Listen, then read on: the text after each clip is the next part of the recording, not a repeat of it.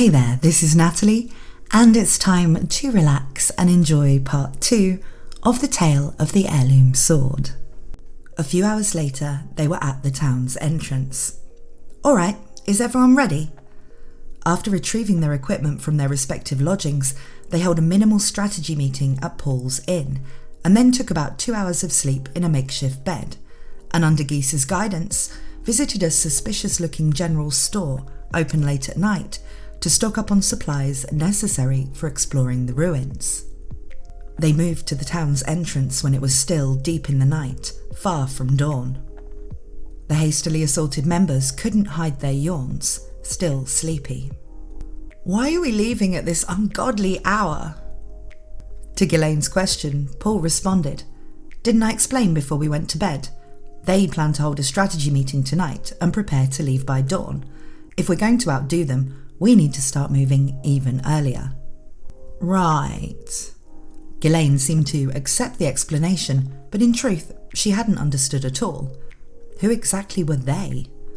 After finishing her meal, Ghislaine was preoccupied with the emptiness of her coin purse and had paid no attention to the commotion. But such details were trivial to Ghislaine. She'd been hired for money to work as a swordsman in this man's party. She'd already received an advance. Her job was simply to follow orders. It was a difficult task, and her mind was nearly overwhelmed by the thought. "More importantly, you do know the location of the ruins, right? We haven't done much information gathering." "Don't worry about that, right, Geese?" "Yeah, I've got that covered. I always keep up with such information. The location and the route are perfect." Talhand's question was answered by Geese.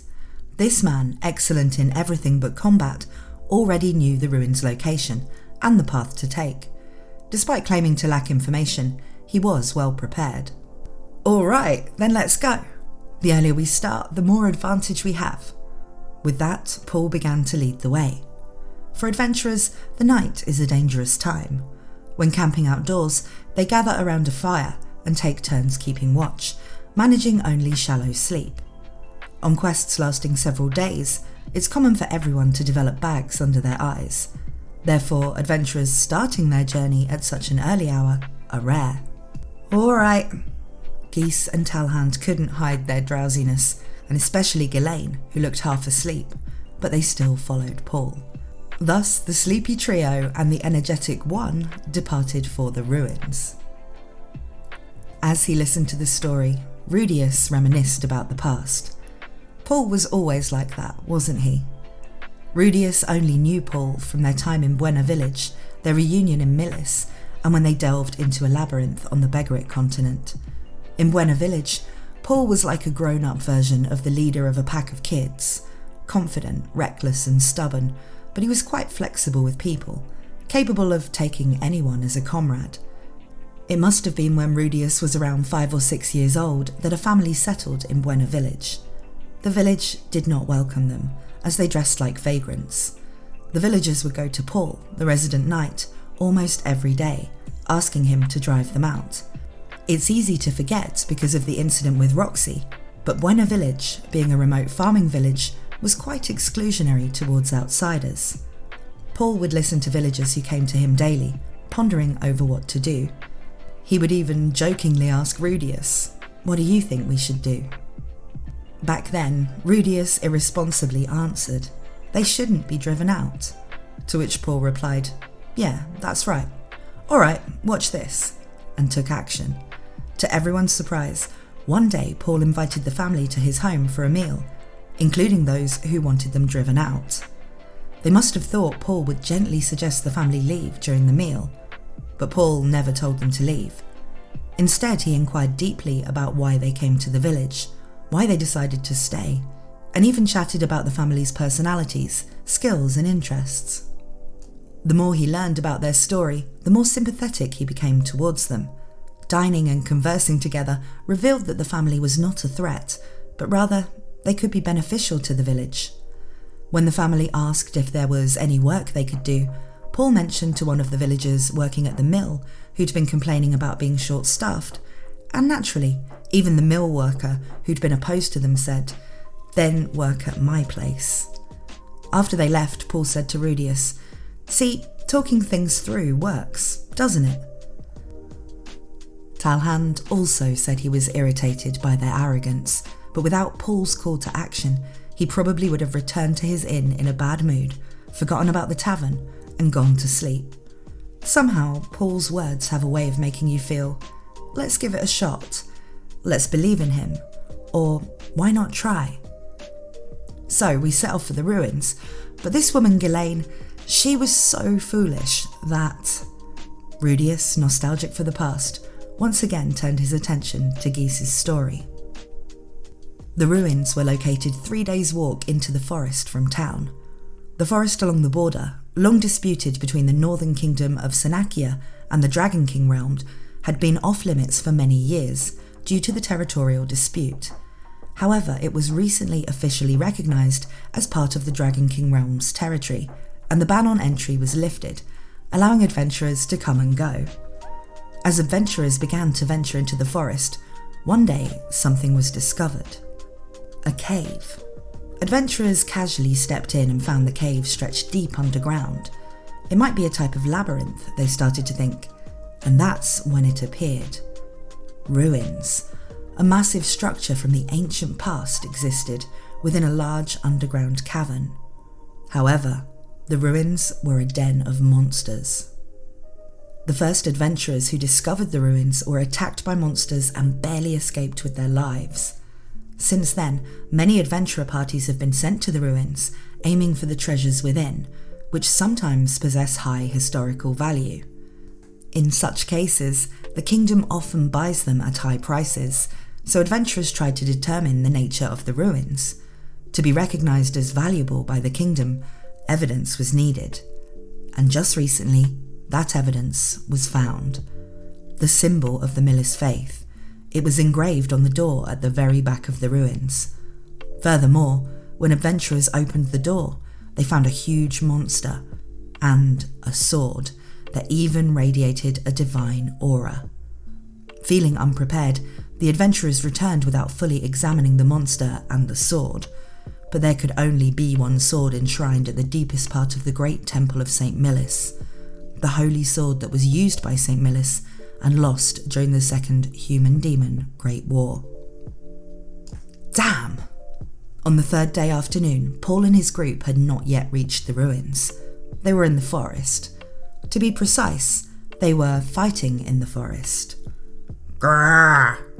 The creature growling in front of Paul looked like a dog. However, although they resembled dogs, they were not. Each of them was about a size larger than a wolf, with scythe-like fangs extending from their mouths. They were scythe hounds, a type of dog-shaped monster common in the Dragon King realm. Their fangs seemed capable of cleaving a thigh in one strike, and they surrounded Paul and his companions, clattering their teeth. There were 3 of them, not a large number, but Geese and Talhand, who had no combat ability, were also behind them. Charging in recklessly could leave the rear exposed to attack. Therefore, Paul, keeping his sword ready without letting his guard down, shouted, "Ghislaine, behind you! Get back here!" But Ghislaine did not return. She'd chased after another creature and ventured deep into the forest. Damn it! She hasn't been caught, has she? It was a common tactic used by scythe hounds. One acts as bait, leading the enemy into a chase to isolate and defeat them individually, and Ghislaine had fallen for it, likely surrounded by at least 5 scythe hounds by now. The 3 in front were clearly stalling for time, proof of this. "Ruff! Ruff! Grrr! Shut up!" Paul shouted back at the barking scythe hounds, wondering how things had come to this. The journey had been smooth. They encountered no monsters and had reached the forest before the dawn of the 3rd day. But from there, it had been a disaster. They struggled with every monster they encountered. To some extent, it was unavoidable. It takes time for an adventurer party to get used to each other once they're formed. Paul found it hard to sync with these 2 new members. Ghislaine, who was supposed to be guarding the rear, would charge at the enemy. Talhand, meant to cast magic from behind, would occasionally rush forward to strike the enemy. Gah! Their unpredictable actions threw Paul off balance, prolonging battles with monsters and causing delays. They'd been pushing hard to avoid being caught by the Lord of Judgment, but it's safe to say most of their lead was gone. Suddenly, the head of a scythehound in front of Paul was severed. The scythehounds tried to scatter, wary of the new threat, but this newcomer was clearly powerful. The scythehounds were swiftly bisected. "Phew, Ghislaine, you're finally back." Paul, catching his breath, called out to Ghislaine, who had returned. "Looks like you managed to turn back before getting surrounded by a pack of scythehounds." "No, I wiped them out." Paul then noticed what Ghislaine was holding.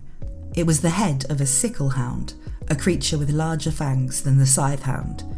It wasn't a big deal. "Sure, if you hadn't chased them so far, we could have taken them down more easily." "Is that so?" Ghislaine was unfazed by Paul's irritated words. The journey was filled with such incidents. Paul wasn't new to forming parties, but this was his first time leading one. He hadn't anticipated how difficult it would be to manage members who wouldn't listen to anyone else. After all, he'd always been the one not listening to others. "Ghislaine, your role is to watch our backs and sides, and to protect Talhand. If it looks like I'm in trouble, I'll signal for you to come forward. We agreed on this beforehand, right? Do you get it?" "I understand." Ghislaine's response was as if she'd been fulfilling her role all along, but she'd never stayed behind to protect Talhand. She would find an enemy before Paul, rush out, and start fighting. Seriously, keep it together. Despite a bad feeling creeping in, Paul took the lead and started walking. 10 minutes later, damn! Paul was running through the forest. A large number of monsters were chasing him. The monsters resembled moles, but each was about the size of a human child, with fangs far sharper than any moles. They were killer moles, common in the Dragon King's mountain ranges. With their thick fangs clattering, they chased after Paul. There must have been at least 30 of them. Running ahead of Paul were Talhand, Geese, and Ghislaine. Though killer moles are slow, that's only in comparison to Ghislaine and Paul. Compared to the slower Talhand, it was a close match, resulting in a chase where they couldn't quite shake them off. "Paul, turn right on my signal, right?" At Geese's shout, Paul looked ahead and saw an opening, a cliff. Ghislaine took something round from his pocket and threw it towards the centre of the crossroads. It exploded with a pop upon impact, filling the area with thick white smoke. Blinded, Paul and the others immediately kicked off the ground, turning right and sprinting straight through the smokescreen. "Ha-ha!" Seemed like it worked. Emerging from the smoke, Paul confirmed that the killer moles hadn't followed. Apparently, the killer moles had fallen for the smokescreen and tumbled down the cliff. Phew! Paul caught his breath and slumped down. Nearby, Geese and Talhand were also catching their breath, while Ghislaine looked unfazed. "Ghislaine, how many times do I have to say it?" "What?" "Your role is to watch our backs and sides, and to guard Talhand." 10 minutes after defeating the sicklehounds, they found a cave. Is this the cave leading to the ruins? They wondered, entering. They moved smoothly deeper inside until they arrived at a large cavern filled with killer moles. Before Paul could suggest attacking with magic from a distance, Ghislaine had already charged in. As Paul moved forward to support Ghislaine, more killer moles emerged from a vertical hole on the upper side, attacking Talhand and Geese in the rear. The formation was thrown into disarray, and Ghislaine screamed for a temporary retreat. They retreated the way they came, leading to the current situation. "Sorry, I've told you so many times. Why don't you get it?" Ghislaine apologised meekly, but Paul, infuriated, approached and grabbed her by the collar. Ghislaine glared back at Paul. Paul was beyond frustrated.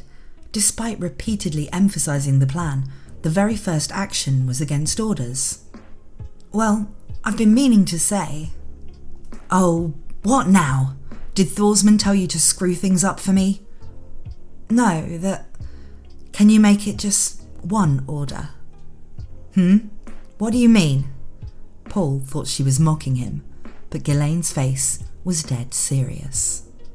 Paul felt deflated. He knew Ghislaine was a genuine idiot, but he hadn't realised to what extent. The phrase, "words just don't get through to her," took on a whole new meaning for him. "So, what should we do now?" Paul lamented, looking up at the sky. There were at least 10 killer moles at the entrance alone. Given they were nesting inside, there would undoubtedly be more. Killer moles aren't particularly strong. Individually, they're not much of a challenge. However, facing a dozen at once is a different story. Numbers equate to strength. Even if Paul and Ghislaine were strong, if they were surrounded on all sides, they would be overwhelmed. Hence the need for a magician's support. A magician's wide-range attack could drastically reduce their numbers, but casting wide-range magic takes a bit of time. A few seconds might seem insignificant, but it's more than enough time for an enemy attacking with murderous intent. Therefore, it's necessary to protect the magician during that time. Wait, hold on. Suddenly, Paul paused and stroked his chin in thought. Hey, what's up? Paul, you alright? After stopping for a while, Geese tapped his shoulder worriedly. Paul then looked up abruptly as if he'd had an idea. Let's change the formation. Paul had the three of them stand and line up. Himself at the front, then Geese, Talhand, and Ghislaine, in that order. He then pulled Ghislaine by the hand to the front of the line, placed Geese next to her, followed by Talhand, and then himself. Thus, Paul would guard Talhand, keep watch on the rear, and support Ghislaine as needed. So, what should I do? Ghislaine asked with a slightly embarrassed face.